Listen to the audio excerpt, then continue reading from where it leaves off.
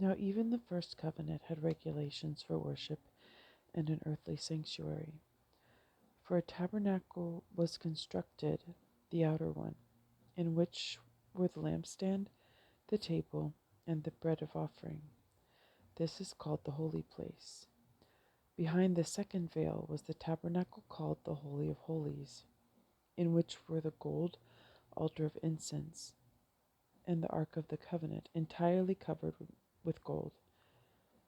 In it were the gold jar containing the manna, the staff of Aaron that had sprouted, and the tablets of the covenant.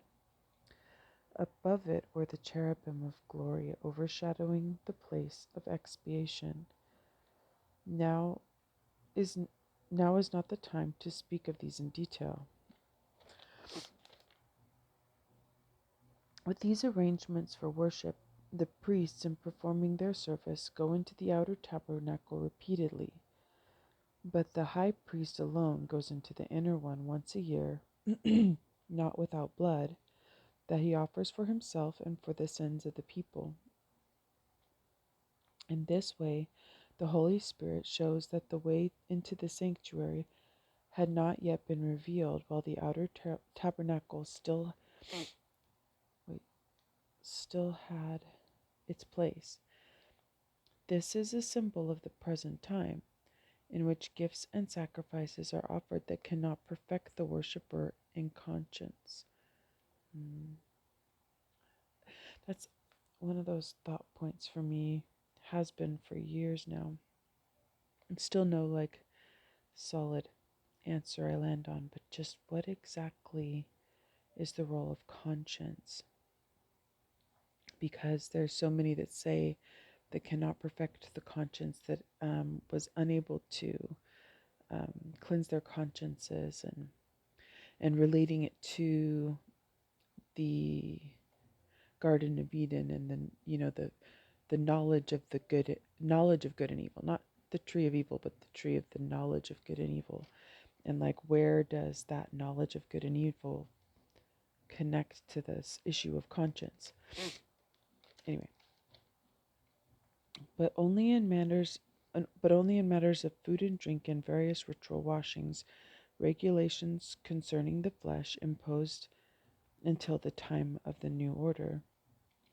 But when Christ came as high priest of the good things that have come to be, passing through the greater and more perfect tabernacle, not made by hands, that is, not belonging to this creation, he entered once for all into the sanctuary, not with the blood of goats and calves, but with his own blood, thus obtaining eternal redemption. For if the blood of goats and bulls and the sprinkling of the heifer's ashes can sanctify those who are defiled so that their flesh is cleansed, how much more will the blood of Christ, who through the eternal Spirit offered himself unblemished to God, cleanse our consciences from dead works to worship the living God? Again, with conscience, cleanse our consciences from dead works, because maybe, I'm just thinking, works don't, they're never good enough. It's always, lacking. And there's always, oh, I should have done this, or I should have done better. And I almost, but getting rid of that to be able to worship the living God, really worship in spirit and in truth.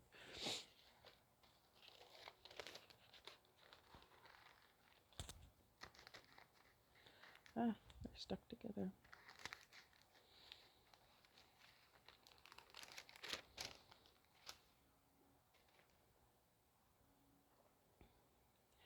For this reason, he is the mediator of a new covenant, since a death has taken place.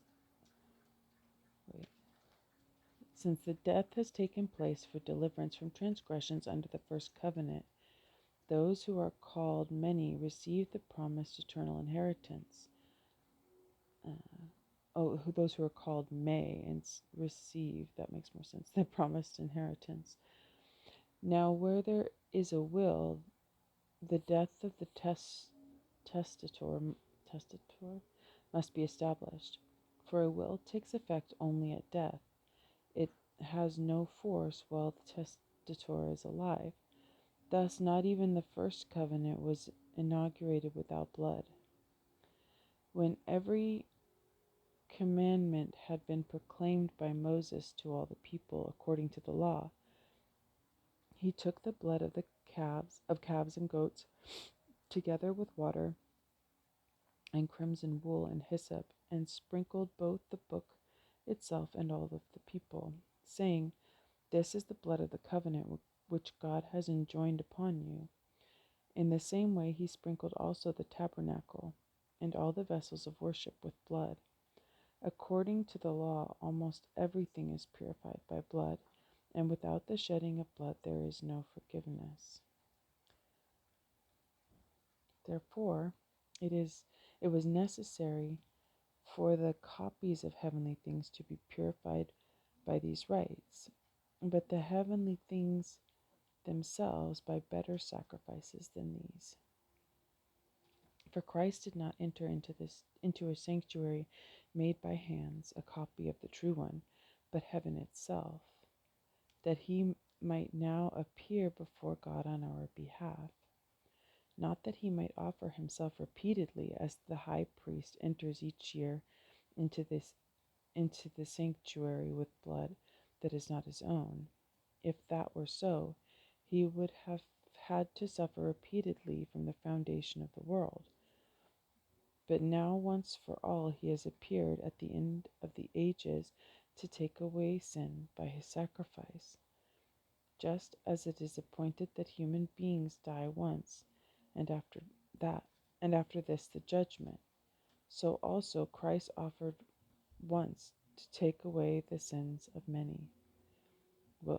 So also Christ, offered once to take away the sins of many, will appear a second time, not to take away sin, but to bring salvation to those who eagerly await him.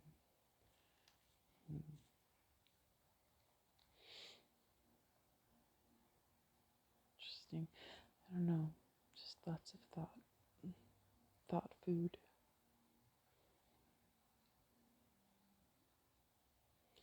I just think it's interesting. Just something I'm noting. I don't really even know what the connection is, but like it talks about in just a few chapters ago how that if one has tasted of the blessings of the Lord and has basically come to God and then turns away, it is impossible for them to be restored because it would be crucifying Jesus all over again. And I don't know, just noting here how it says that it's only like if he had to go like the priest or this basically this you're smart, you know what I'm saying, that he only had to do this once and it was sufficient. Otherwise, whereas he would have had to suffer repeatedly from the foundation of the world.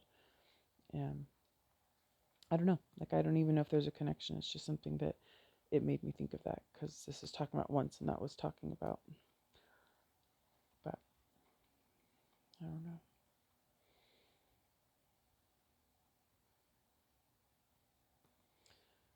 I don't know. Why do tarry, Lord?